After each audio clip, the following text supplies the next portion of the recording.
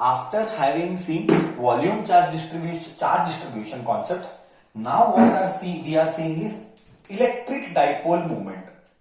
Electric नया world, पूरी दुनिया ही नहीं है.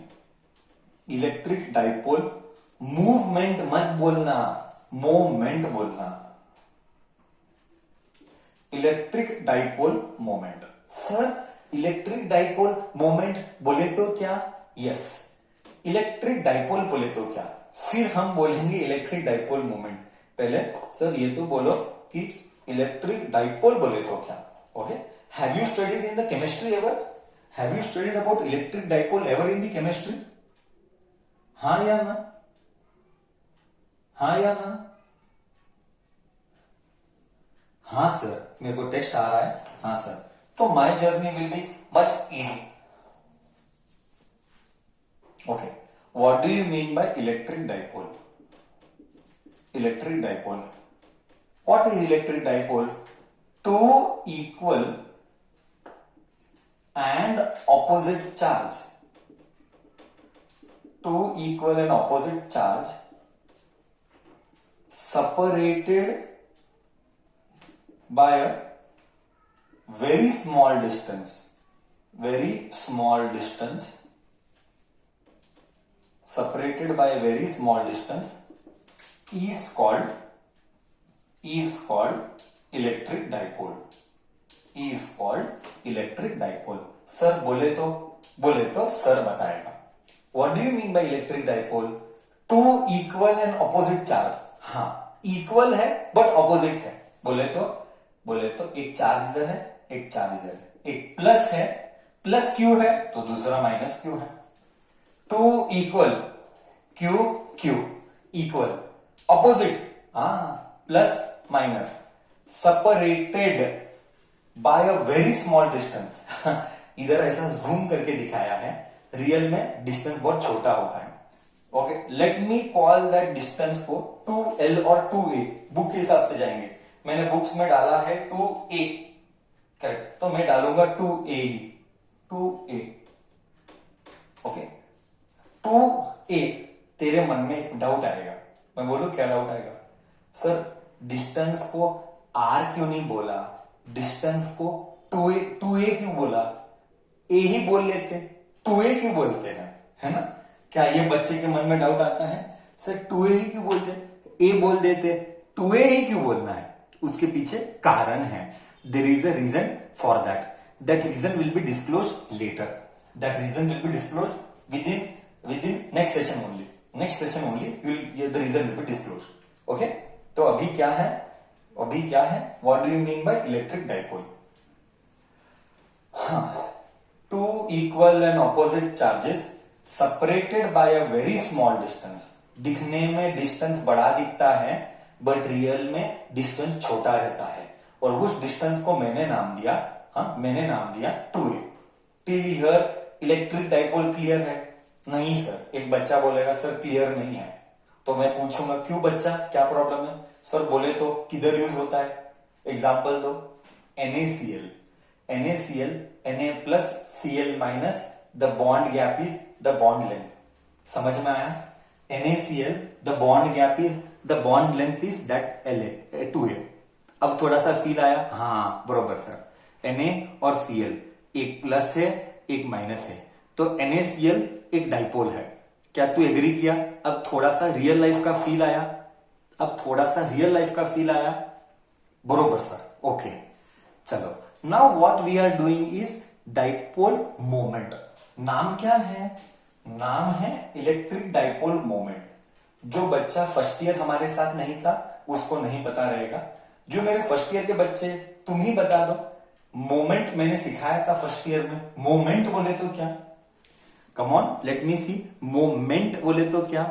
फर्स्ट ईयर जो ध्यान से सुना था क्लास, करेक्ट बोला साईराज, वेरी गुड, बहुत अच्छे. रॉन्ग है मिस्टर तोपिनकट्टी, रॉन्ग है. भूल गए सब, फर्स्ट ईयर के बच्चे भी सब भूल गए, सिखा हुआ याद नहीं है.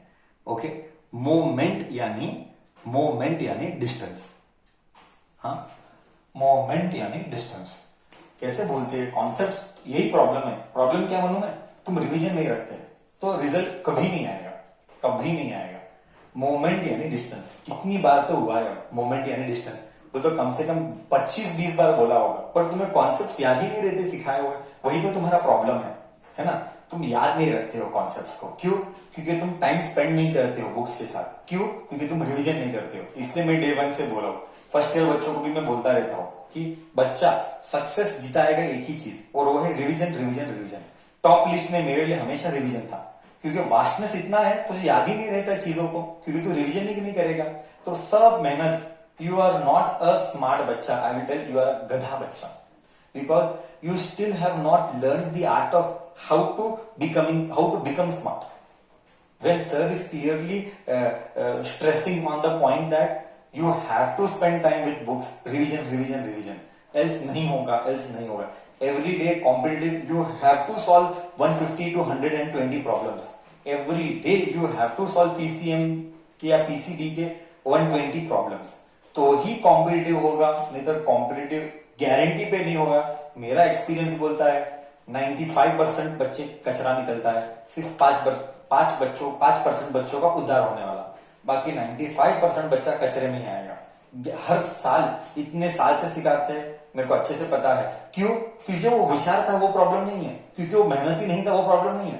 प्रॉब्लम है कि उसके पास स्मार्टनेस नहीं है कि इसको प्रिपेयर कैसे करना है, क्योंकि उसको पता ही नहीं कब क्या करना है, तो स्ट्रैटेजी ही नहीं उसके पास। इसीलिए मैं हमेशा बिलीव करता हूं कॉम्पिटिटिव में रैंक निकालना है, स्ट्रैटेजी के बिना काम नहीं होता।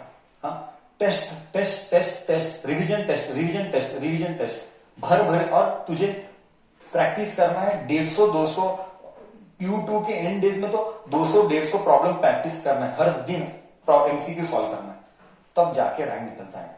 बट तुम बहुत सारी चीजों करोगे हमारे साथ, कहीं और किसी के साथ, तो टाइम का बचेगा। फाइनली मेरे लिए हमेशा इन्वेस्टमेंट टाइम था, सेल्फ के साथ टाइम डालना है, तो ही रैंक निकलता है। मैं अभी भी बता रहा हूं, मेरी बात ध्यान से सुन, 95% बच्चे कचरा होने वाला है, उसका कोई होने वाला है, कोई उपयोग होने वाला है, सब वेस्ट होने वाला है। 5% ही क्या कल्याण होने वाला है। अब तू डिसाइड कर तू कौन से कैटेगरी में आना चाहता है। ओके, तो वो तेरा चॉइस है। चलो, बताना, गाइड करना हमारा काम है। मैं गाइड कंस्टेंटली हर साल करते आता हूँ। बाकी बच्चों को वही करना जो उसके मन में आता है, क्योंकि बच्चे को कंफर्ट जोन से बाहर आना ही नहीं है लाइफ में। बच्चे को सब आराम वाला जिंदगी चाहिए, बस अभी आराम, बाद में हैरान। हाँ, बाद में जीवन भी हराम और हैरान। हाँ, तो तू डिसाइड कर, it is your life, our job, we will tell you do this way, strategies will be made, things will be implemented. At the end of the day, it is you who have to put it. Everything is only you, and your success is not that Akshay has done it. No, never. Akshay is responsible only for 20%, 15% of your efforts to guide you. Finally, मेहनत तू किया है, so your 100% credit we cannot take. When I tell, अरे मेरे batch में first आया, ये आया, वो आया, जो भी है, I believe सिर्फ मार्गदर्शक दिखाना हमारा काम था, बाकी एफर्ट्स तो बच्चे नहीं डालना है, उसका क्रेडिट मैं कभी ले नहीं सकता। But guidance very important role, I agree, but बच्चा का ही वो मेहनत है, सर का कभी मेहनत नहीं रहता है बड़े स्केल पे। Okay, finally we are going to enter and we are trying to understand what is dipole moment. Dipole moment is given by P, it is the product of dipole moment. Electric नहीं लिख रहा हूं, समझ जाओ electric है, भावना is important. Okay, dipole moment, distance product of, मैं short में लिख रहा हूं, एग्जाम में डेफिनेशन नहीं चलता है, product of charge, either of the charge and distance and the distance between them, and distance between two charges, and distance between two charges is dipole moment. P is the symbol, vector है, dipole moment is a vector quantity, product of, multiply कर, product of either of the charge, magnitude of charge, in fact ऐसे बोलेंगे, product of either of the magnitude मतलब value, इन दोनों का value क्या है, Q है, Q इधर ले, करेक्ट, इंग्लिश पढ़ेंगे, product of either of the magnitude, either मतलब दोनों में से एक ला, ईदर ऑफ द वन, तो क्यों लिखा, साइन कभी नहीं लिखते, इसीलिए बोला मैग्नीट्यूड। स्मार्टनेस, कितना स्मार्टनेस चाहिए, साइन नहीं लिखते, इसलिए and distance between the two charge to.